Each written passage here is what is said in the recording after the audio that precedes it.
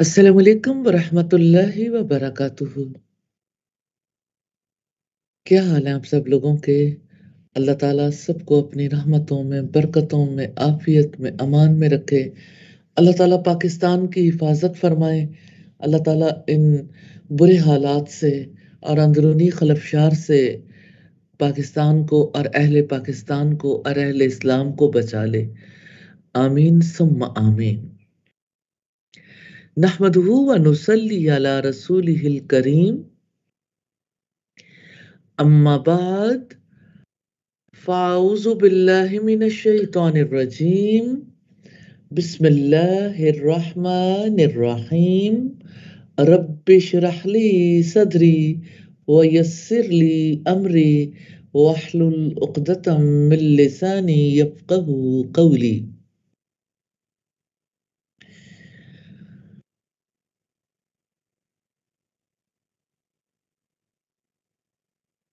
हम अल्लाह ताला की इबादत, अल्लाह ताला की मोहब्बत, अल्लाह ताला से ताल्लुक की बातें करते हैं। मैं अल्लाह ताला से दुआ करती हूँ, अल्लाह ताला इस वक्त में बरकत अता फरमा दे। आमीन सुम्मा आमीन।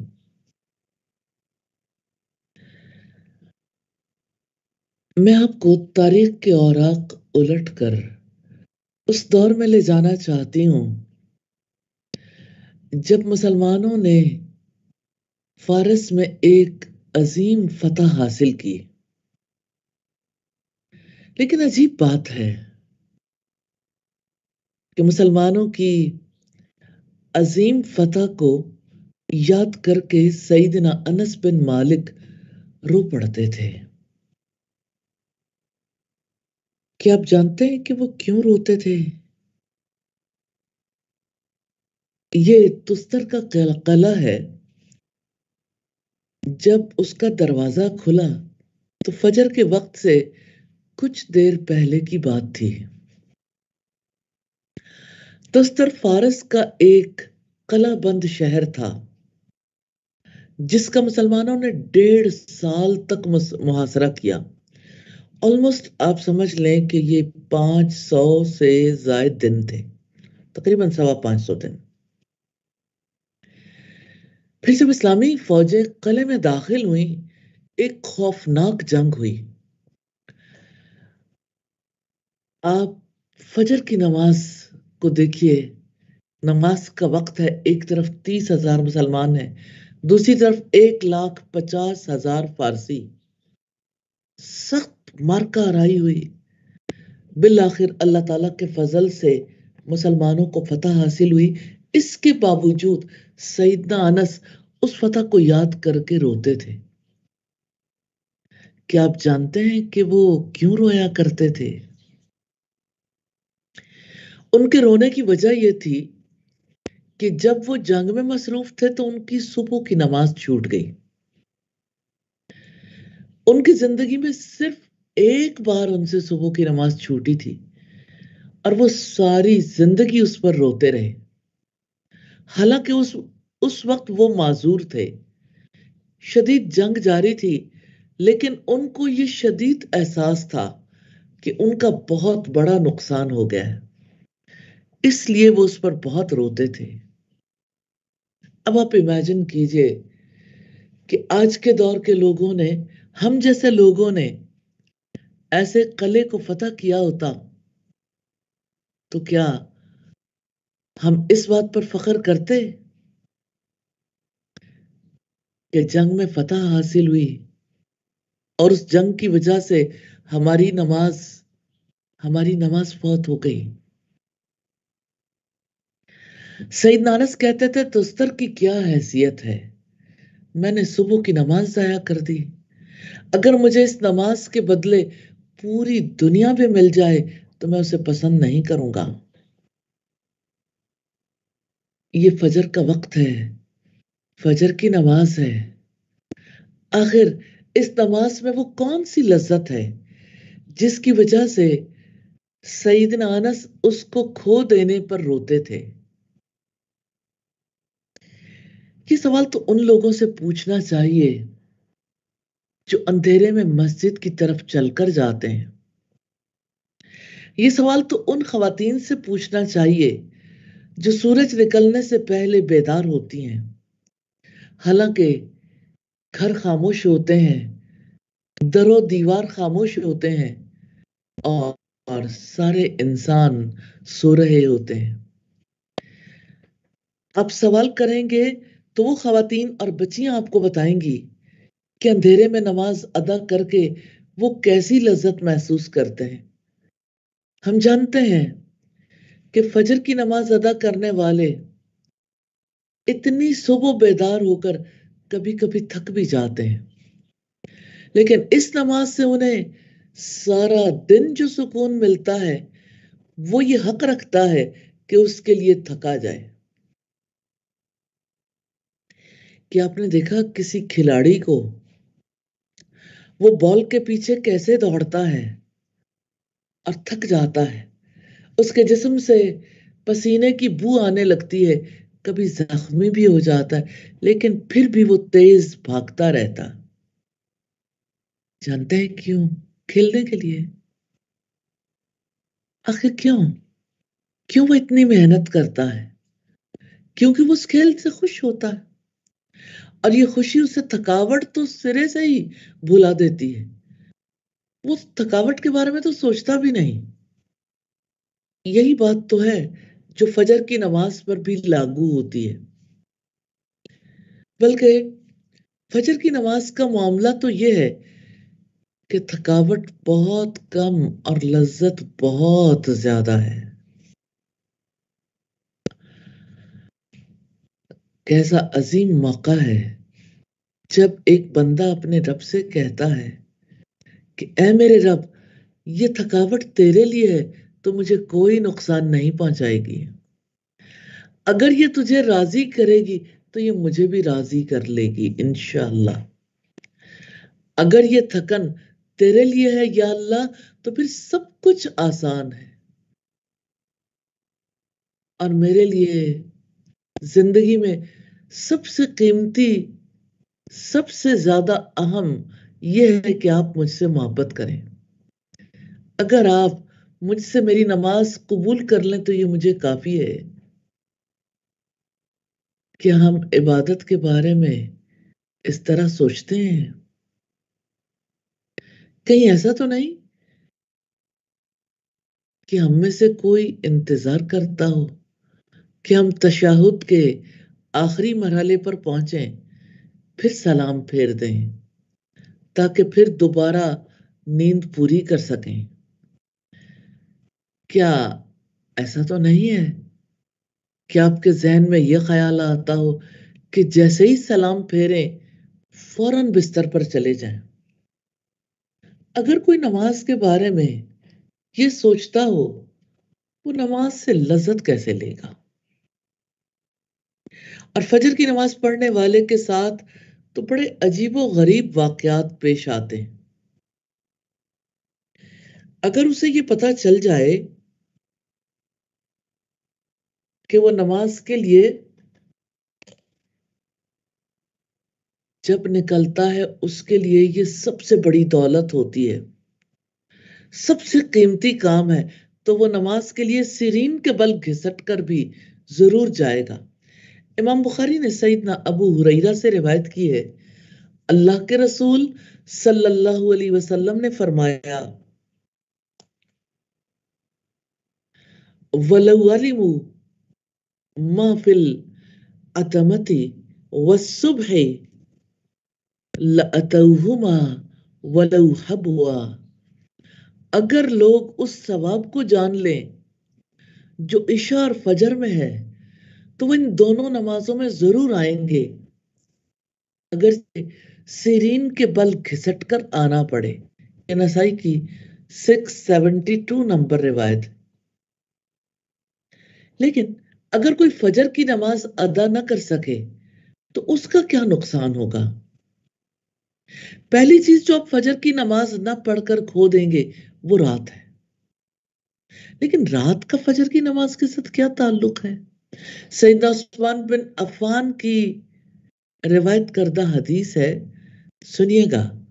رسول اللہ صلی اللہ علیہ وسلم نے فرمایا من صلی العشاء فی جماعت فکأنما قام نصف اللیل ومن صلی الصبح فی جماعت فکأنما صلی اللیل کلہ.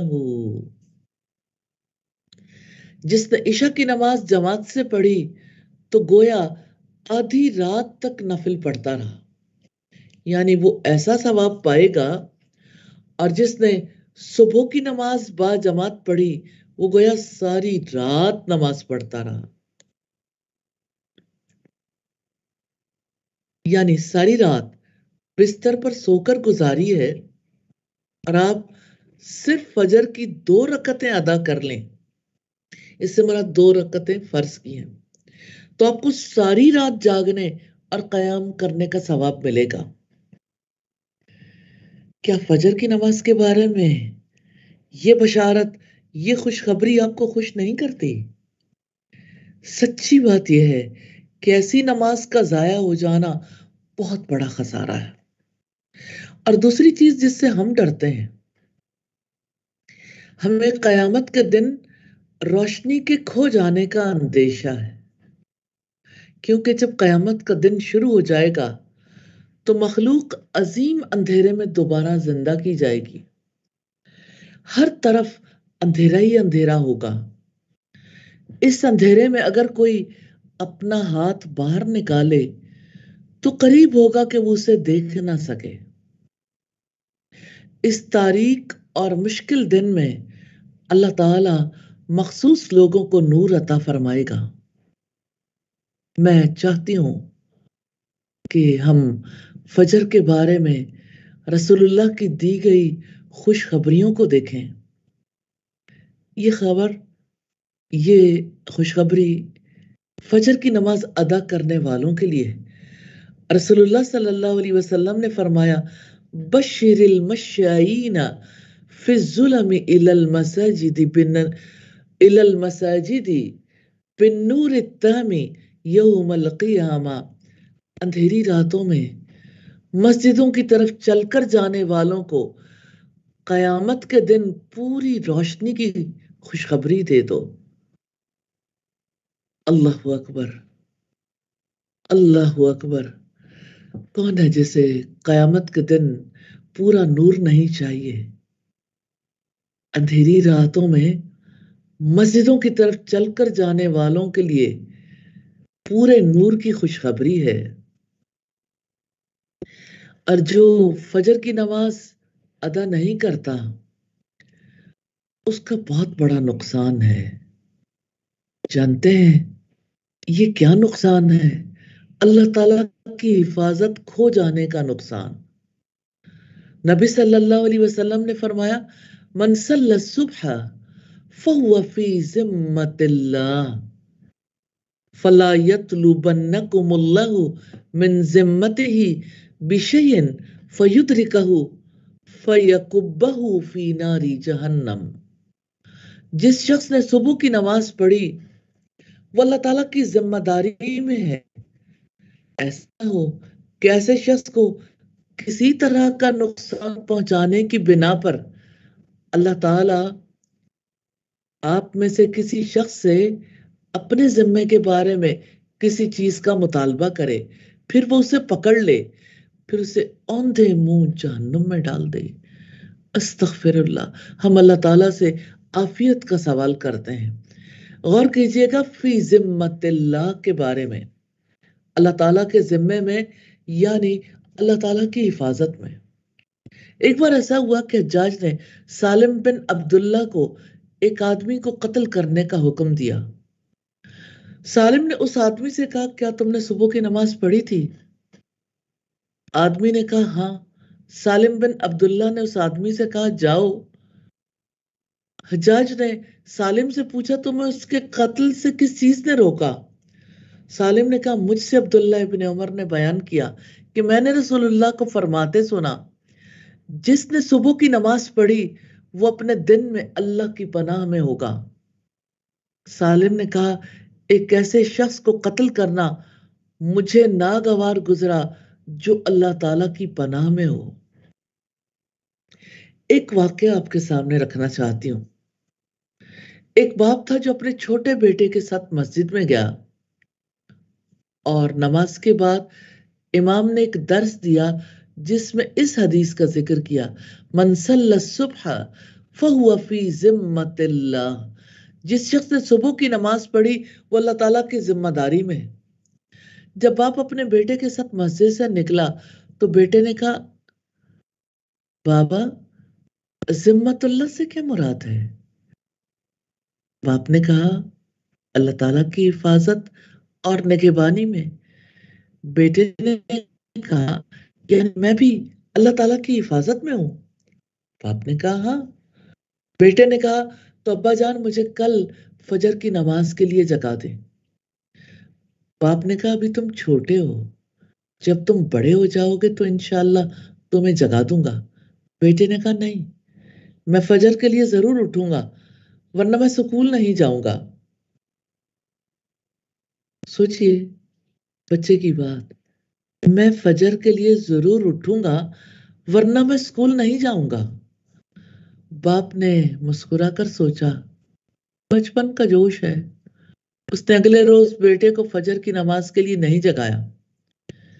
پھر جب ماں نے اسے اسکول جانے کے لیے جگایا تو بیٹے نے کہا، کیا فجر کی اذان ہو گئی؟ بابا مجھے مسجد لے جائیں گے؟ ماں نے کہا، ابھی تم بچے ہو اور فجر کی نماز ہو چکی ہے، بیٹا اسکول جاؤ۔ بیٹے نے کہا، میں نہیں جاؤں گا۔ اس نے نہ جانے پر اصرار کیا۔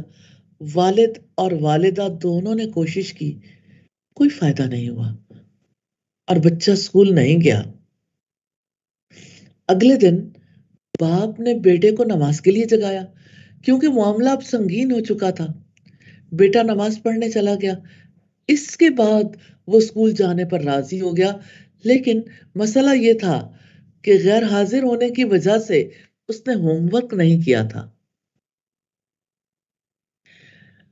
ٹیچر نے اسٹوڈنٹ سے کہا، جس نے اسائنمنٹ نہیں کی وہ کھڑا ہو جائے۔ اسٹوڈنٹس میں سے کچھ کھڑے ہوئے اور ٹیچر نے ایک ایک کر کے انہیں مارنا شروع کر دیا، یہاں تک کہ وہ اس چھوٹے بچے کے پاس بھی پہنچ گیا۔ استاد نے اس سے کہا، اپنا ہاتھ کھولو۔ چھوٹے بچے نے کہا، آپ مجھے ہرگز نہیں مار سکیں گے۔ استاد نے کہا، میں تمہیں کیسے نہیں مار سکوں گا؟ میں نے باقی بچوں کو بھی مارا، میں تمہیں ان کی طرح ماروں گا۔ بچے نے کہا، آپ تو یہ طاقت ہی نہیں رکھتے کہ آپ ان کی طرح مجھے ماریں۔ استاد غصے میں آ گیا اور بولا، مجھے آپ کو مارنے سے کیا چیز روکتی ہے؟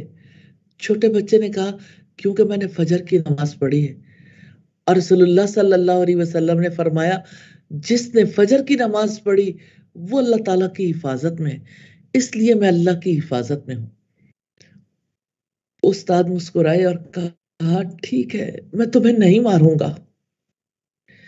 آپ نے دیکھا بچے پر حدیث نبوی کا کتنا گہرا اثر ہوا۔ یقیناً ہم بچے کے اسکول نہ جانے اور ہوم ورک نہ کرنے کے رویے کی حمایت نہیں کرتے، لیکن دوسرے نقطہ نظر سے دیکھیے، آپ نے بچے کی معصومیت دیکھی؟ اس معصومیت نے حدیث رسول کا کتنا اثر لیا۔ وہ حدیث جو نبی صلی اللہ علیہ وسلم نے اپنی خواہش سے بیان نہیں کی، اب تو وہی کچھ کہتے تھے جو آپ پر وحی کی جاتی تھی۔ کیا ہم اس بچے سے زیادہ اس بات کا حق نہیں رکھتے کہ ہم حدیث پر ایسا یقین کریں؟ اللہ کی قسم، ہمارا حق زیادہ ہے۔ ایسا کیوں ہوتا ہے کہ مومن جب کبھی مسجد جانے کے لیے گھر سے باہر نکلتا ہے تو شاذ و نادر ہی کسی کو باہر دیکھتا ہے؟ اس وقت تنہائی محسوس ہوتی ہے، پھر ایک دو گھنٹے کے بعد سڑکیں کھچا کھچ بھر جاتی ہیں۔ ایسا کیوں ہوتا ہے؟ سکولز، کالجز، یونیورسٹیز اور بزنس کے لیے جانے والوں کا رش ہر طرف نظر آتا ہے۔ مسلم سوسائٹی کے ساتھ یہ کیا ہو گیا؟ ہماری نسلیں نماز سے دور کیوں ہو گئیں؟ ہماری مسجدیں ویران کیوں ہو گئیں؟ ہماری صبح بے برکت کیوں ہو گئی؟ سہونی دارے کے ایک عہدے دار کا کہنا ہے مسلمان ہمیں اس وقت تک شکست نہیں دے سکیں گے جب تک کہ نماز فجر کے وقت مسجد میں ان کی تعداد جمعہ کی نماز میں ان کی تعداد کے برابر نہ ہو جائے۔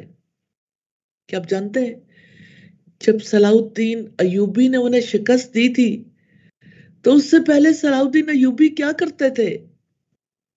وہ اپنے لشکر کے پاس سے اس وقت گزرتے جب لشکر والے نماز پڑھ رہے ہوتے تھے، خاص طور پر رات کے وقت۔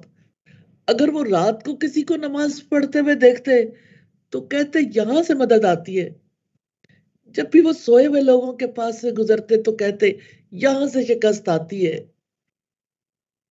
سیدنا ابن عمر کہتے ہیں اگر ہم فجر اور عشاء کے وقت کسی آدمی کو نماز کے لیے نہیں پاتے تھے تو ہم اس کے بارے میں برا گمان کرتے تھے۔ سید عائشہ سے روایت ہے رسول اللہ نے فرمایا رکعت الفجر خیر من الدنیا وما فیہا، فجر کی دونوں رکعتیں دنیا اور دنیا میں جو کچھ ہے ان سب سے بہتر ہیں۔ یہ دو رکعتیں صرف دنیا کے کسی گھر سے بہتر نہیں ہے بلکہ یہ ان سب چیزوں سے بہتر ہے جو دنیا میں ہے، یعنی دنیا کے تمام مقامات سے ممالک سے بہتر ہیں، یعنی دنیا میں جو کچھ موجود ہے قیمتی سے قیمتی چیز سے بہتر ہیں۔ کیا آپ جانتے ہیں فجر کی دو رکعتیں کیا ہیں؟ یہ نماز کی سنتیں ہیں جو فجر سے پہلے ادا کی جاتی ہیں۔ جب سنتوں کی اتنی فضیلت ہے تو فرض نماز کا کیا حال ہوگا؟ دنیا میں انسانوں کی آزمائش ہوتی ہے، ٹیسٹ ہوتے ہیں، ہر ٹیسٹ کی دو امتیازی نشانیاں ہوتی ہیں۔ پہلی نشانی یہ کہ مشکل ہوتا ہے، کیونکہ اگر آسان ہوتا تو ہر کوئی اس میں کامیاب ہو جاتا، اور دوسری یہ کہ ناممکن بھی نہیں ہونا چاہیے، کیونکہ اگر یہ ناممکن ہوتا تو ہر کوئی اس میں ناکام ہو جاتا۔ کیا فجر کی نماز کے لیے بیدار ہونا ٹیسٹ ہے؟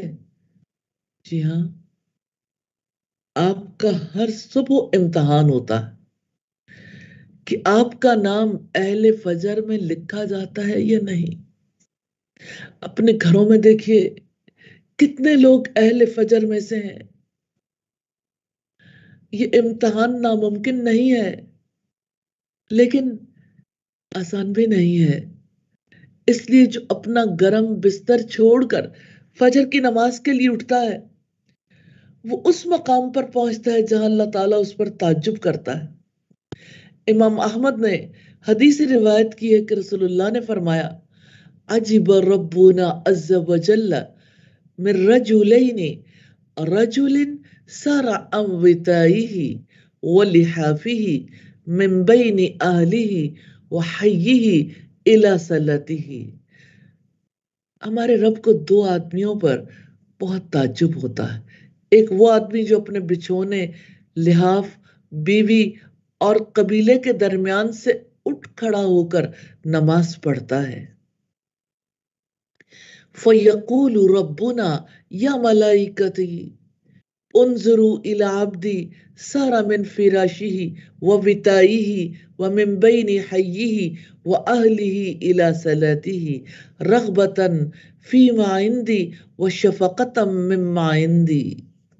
اللہ تعالیٰ فرماتے ہیں اے میرے فرشتوں، میرے اس بندے کی طرف دیکھو، وہ نماز کے لیے اپنے بستر، بچھونے، قبیلے اور بیوی کے پاس سے کھڑا ہو گیا اس چیز کی رغبت کے لیے جو میرے پاس ہے، اور اس چیز سے ڈرتے ہوئے جو میرے پاس ہے۔ اور دوسرا وہ آدمی کہ جس نے اللہ کے راستے میں جہاد کیا ہو، ہوا یوں کہ اس کا لشکر شکست کھا گیا، لیکن جب اسے یہ معلوم ہوا بھاگ جانے میں کتنا گناہ ہے اور دشمن کی طرف لوٹ جانے میں کتنا ثواب ہے تو وہ دشمن کی طرف پلٹ گیا، یہاں تک کہ اس کا خون بہا دیا گیا۔ اس کا یہ اقدام اس چیز کی رغبت کے لیے تھا، ان چیزوں کی رغبت کے لیے تھا جو میرے پاس ہیں، اور اس چیز سے بچنے کے لیے تھا جو میرے پاس ہیں۔ اللہ تعالیٰ اپنے فرشتوں سے کہتا ہے میرے بندے کی طرف دیکھو، وہ میرے انعامات کی رغبت کی بنا پر اور میرے عذاب سے ڈرتے ہوئے لوٹ آیا، یہاں تک کہ اس کا خون بہا دیا گیا۔ اور ایک دوسری روایت میں اللہ تعالیٰ فرشتوں سے یہ ارشاد فرماتا ہے میرے بندے کو ایسا کرنے پر کس چیز نے مجبور کیا؟ فرشتے کہتے ہیں اے ہمارے رب، اس چیز کی امید نے جو آپ کے پاس ہے یعنی جنت، اور اس چیز کے خوف نے جو آپ کے پاس ہے یعنی جہنم۔ اللہ تعالیٰ فرماتا ہے یقیناً میں نے اسے وہ چیز دے دی جس کی اسے امید ہے، اور اس سے امان دے دی جس کا اسے خوف ہے۔ ہمیں اس سے زیادہ کیا چاہیے؟ ٹھیک ہے، اگر کوئی سوچتا ہے کہ میں کیسے جاگوں، تو میں آپ کو یہ نہیں بتاؤں گی کہ جلدی سوچیں، الارم لگائیں، رات کو بھاری کھانا مت کھائیں۔ یہ باتیں تو کسی سے بھی پوشیدہ نہیں ہیں۔ میں تو آپ سے یہ کہوں گی، یہ بات یقینی ہے کہ جو کوئی دل سے فجر کے لیے بیدار ہونے کا ارادہ کرتا ہے، ارادہ جب ارادہ کر لیتا ہے تو وہ اٹھ جاتا ہے، کیونکہ فجر کے لیے اٹھنے کا سچا ارادہ کرنے والا دنیا کو آخرت پر ترجیح نہیں دیتا۔ اگر ہم میں سے کسی کی صبح کے وقت کی فلائٹ ہو تو وہ ہم سے مس کیوں نہیں ہوتی؟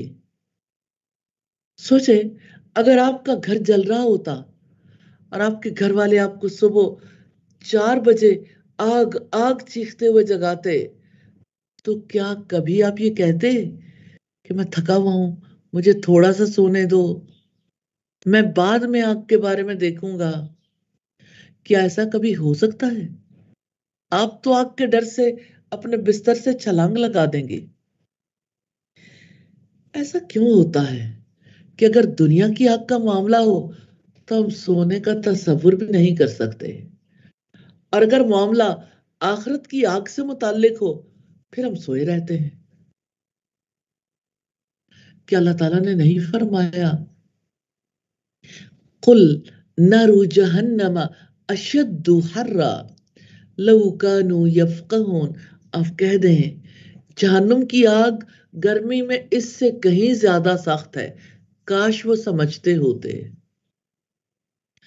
اللہ تعالیٰ سے امید ہے انشاءاللہ ہم اپنے آپ کو بدلیں گے، فجر کی نماز ادا کریں گے، تاکہ اللہ تعالیٰ ہمارے لیے ساری رات کا قیام، ساری رات قیام کا ثواب لکھ دیں، اور تاکہ ہم اللہ تعالیٰ کی حفاظت میں رہیں، اور تاکہ اللہ تعالیٰ ہمیں قیامت کے دن مکمل نور عطا فرمائے۔ آمین ثم آمین۔ انشاءاللہ زندگی رہی تو ہم نماز سے لطف انداز ہونے کا کوئی اور راز دیکھیں گے آئندہ انشاءاللہ تعالی۔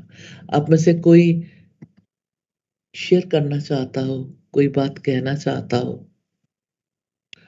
جی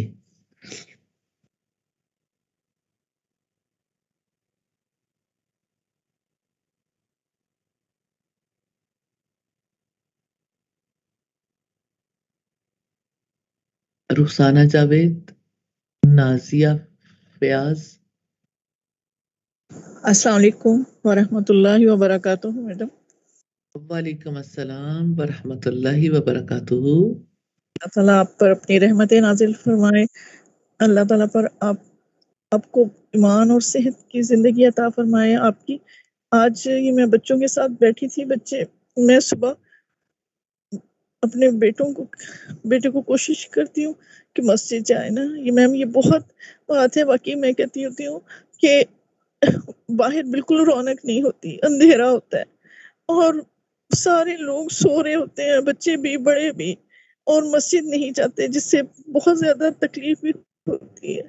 مگر آپ جس طرح آج آپ نے موٹیویشن دلائی ہے، جس طرح آپ نے اس طریقے سے سکھایا، ٹھیک ہے میں بھی ان کو بتاتی ہوں کرتی ہوں، مگر وہ اثر وہ اتنا نہیں ہوتا، مگر یہ بات ضرور میں ان سے کہتی ہوں کہ دیکھیں بیٹا دنیا کے لیے بھی تو اٹھتے ہیں نا, تو مسجد نہیں جائیں گے تو مسجد گھر میں نماز نہیں ہے آپ لوگوں کی.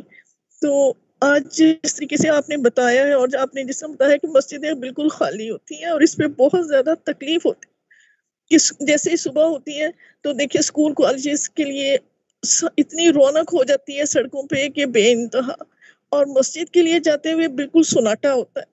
اور بچے یہ چیز دیکھتے ہیں تو میں اس کو یہ کہتی ہوتی ہوں کہ بیٹا دیکھیں اس کا آپ کو دیکھے گا کوئی نوجوان, کوئی بچہ یا کوئی بھی دیکھے گا تو آپ کی دیکھا دیکھی وہ بھی مسجد جائے گا.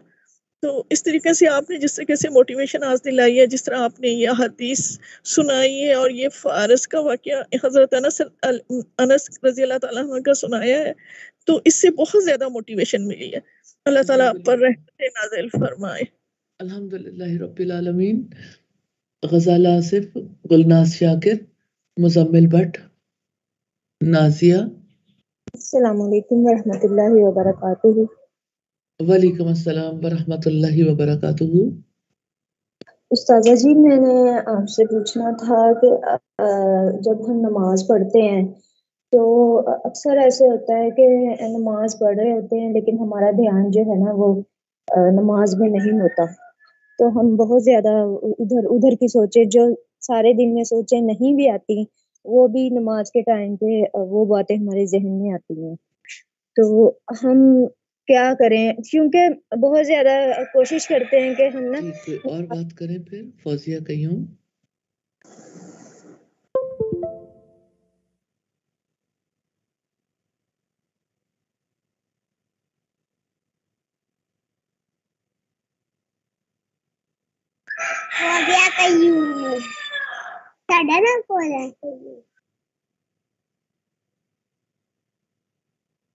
السلام علیکم. وعلیکم السلام ورحمۃ اللہ وبرکاتہ.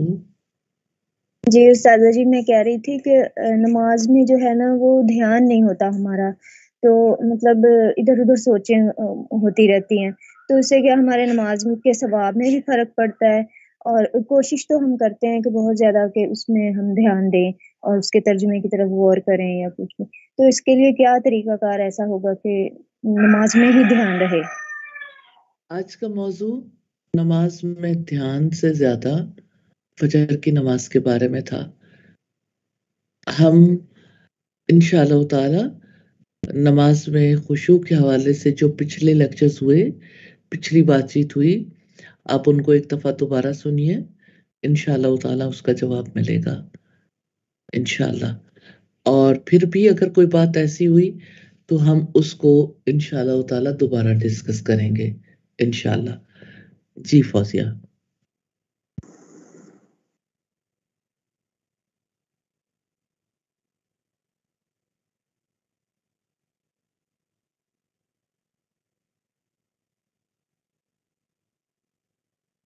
جی زوم سے مزمل بٹ ہے, آمنہ خالق ہیں. جی پلیز ان کے مائک انمیوٹ کر دیں. منیبہ, سعدیہ نثار ہیں, رافعہ تحسین ہے. جی رفیہ آپ بات کیجئے.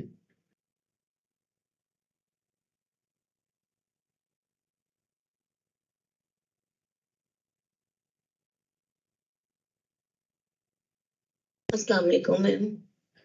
وعلیکم السلام ورحمۃ اللہ وبرکاتہ. میں یہ کہنا چاہتی ہوں, آپ نے بڑا ماشاء اللہ زبردست آپ نے یہ واقعی ایسی ہوتا ہے کہ فجر کی نماز کے بعد یہ خیال ہوتا ہے کہ بس اب تھوڑی سی ہم سو جائیں, اور واقعی یہ چیز ہم نے انشاءاللہ تعالی کوشش سے نہ اس کو ختم کرنا ہے کہ اب تھوڑی سی عورتوں کو خاص طور پہ اس لیے ہوتا ہے کہ انہوں نے ذرا گھر باہر دیکھنا ہوتا ہے نا, وہ تھوڑا نیچے چاہیے